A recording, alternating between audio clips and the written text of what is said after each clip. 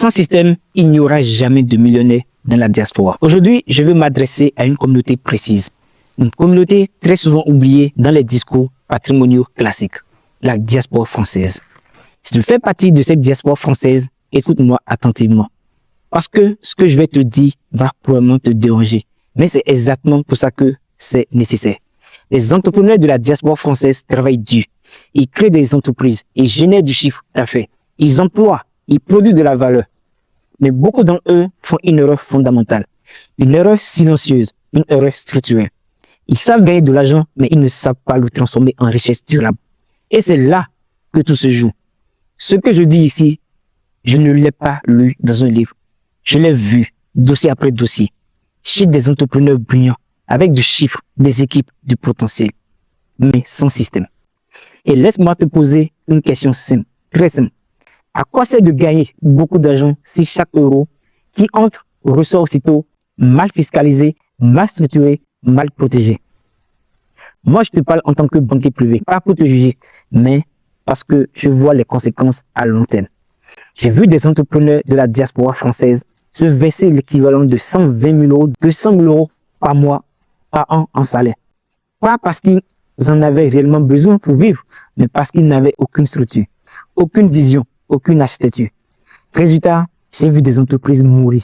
Non pas par manque de chiffres, mais parce que toute la trésorerie était sortie.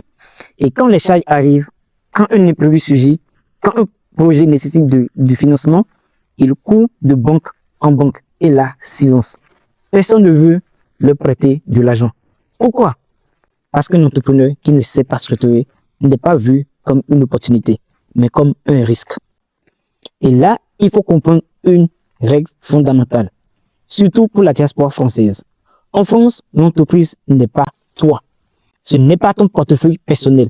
C'est une personne morale, une entité juridique distincte, avec ses règles, avec ses contraintes. Tu n'as pas le droit de prendre l'argent comme dans ton pays d'origine. Chaque euro que tu sors déclenche mécaniquement des impôts, des cotisations, des charges sociales. Dans une SAS ou une SASU, pour toucher réellement 1 000 euros dans ta poche, l'entreprise doit sortir environ 1 800 euros. Oui, tu as bien entendu. C'est une machine à détruire la richesse quand elle est mal utilisée. Et c'est là que la diaspora française se trompe souvent de combat. Elle se paie au lieu de se construire. Mais les riches font exactement l'inverse. Et maintenant, on entre dans le cœur du sujet.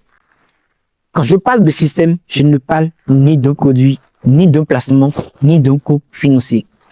Un système, c'est une organisation cohérente dans laquelle l'entreprise crée la richesse, la structure, la protège et les actifs la transforment en liberté. Visualise-le comme un schéma mental en 3 blocs. Bloc 1, la source, ton activité, ton entreprise, ce qui génère le cash. Bloc numéro 2, la structure, ce qui empêche l'argent de fuir inutilement, ce qui optimise la fiscalité sans l'agresser. Bloc numéro 3, les actifs, ce qui met l'argent au travail à ta place. Maintenant, prenons un exemple simple. Donc, l'entreprise génère 50 000 euros de bénéfices nets par an. Que font la majorité des entrepreneurs de la diaspora française? Ils prennent cet argent en dividende. Résultat concret. Tu récupères environ 35 000 euros, l'État en prend 15 000. Oui, je ne me suis pas trompé. Sur 10 ans, 150 000 euros partent en impôts. 150 000 euros. Ce n'est pas un détail. Ce n'est pas une ligne comptable abstraite. C'est un appartement. C'est 2 investissements. C'est 10 années de liberté financière sacrifiées. Et attention, ce n'est pas une erreur fiscale. C'est une erreur de structure. La stratégie des riches est totalement différente. Ils créent une holding parce que la holding permet de faire circuler l'argent intelligemment. L'argent remonte de l'entreprise opérationnelle vers la holding, sans imposition immédiate. Ensuite, la holding investit. Prenons un exemple concret. La holding apporte 25 000 euros dans une SCI à l'impôt sur les sociétés. La SCI achète un bien immobilier à 200 000 euros. La banque finance 175 000 euros. Le locataire paye 1 000 euros par mois. Après les charges et les remboursements du crédit, il reste environ 280 euros de cash flow. Et ce cash flow tombe tous les mois. Pose-toi la question, qui rembourse le crédit? ce n'est pas toi, c'est le locataire. Qui contrôle l'actif? Toi. Qui bénéficie de la valorisation du bien? Encore toi. Tu contrôles 200 000 euros avec 25 000 euros.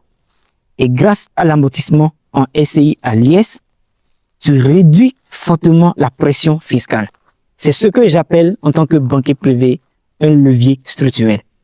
2 ans plus tard, tu recommences. Encore 25 000 euros, encore un bien, encore 300 euros de cash flow. Et en parallèle, tu diversifies. Tu fais travailler l'argent. 50 000 euros dans un produit structuré à 12%. 50 000 euros en private equity à 10%. 10 000 euros dans un contrat de capitalisation avec 500 euros par mois de versement programmé. Et 1 000 euros par mois en épargne salariale pour optimiser la fiscalité de ton entreprise. Résultat après 10 ans. Épargne salariale, environ 146 000 euros. SCI, valeur nette proche de 250 000 euros. Produit structuré, 110 000 euros. Private equity, 100 000 euros. Contrat de capitalisation, à peu près 105 000 euros. Total environ 730 000 euros. Tu n'as rien consommé, tu as tout mis au travail. Tu prolonges le cycle 5 ans plus tard et tu peux atteindre plus de 2 millions d'euros. Maintenant, on va parler de sujets sensibles. La vraie erreur de la diaspora française, ce n'est pas d'investir en Afrique. Ce n'est pas d'investir ailleurs. La vraie erreur, c'est d'investir là-bas avant d'avoir sécurisé un système solide ici. Les riches sécurisent d'abord leur patrimoine dans leur pays de résidence. Ensuite, seulement, ils investissent ailleurs. La diaspora française fait souvent l'inverse et elle paie. La vérité est simple. Un actif, ce n'est pas un bien, c'est une machine. Une machine qui travaille quand tu dors, quand tu stresses, quand tu vis. Et un jour, cette machine qui te rend libre. Si tu es entrepreneur de la diaspora française, si tu gagnes déjà de l'argent et que tu veux arrêter de courir sans construire, alors tu sais maintenant ce qu'il te faut. Pas plus de courage, pas plus de travail, un système. Le million est une conséquence, la stratégie est la priorité. À très bientôt pour d'autres vidéos.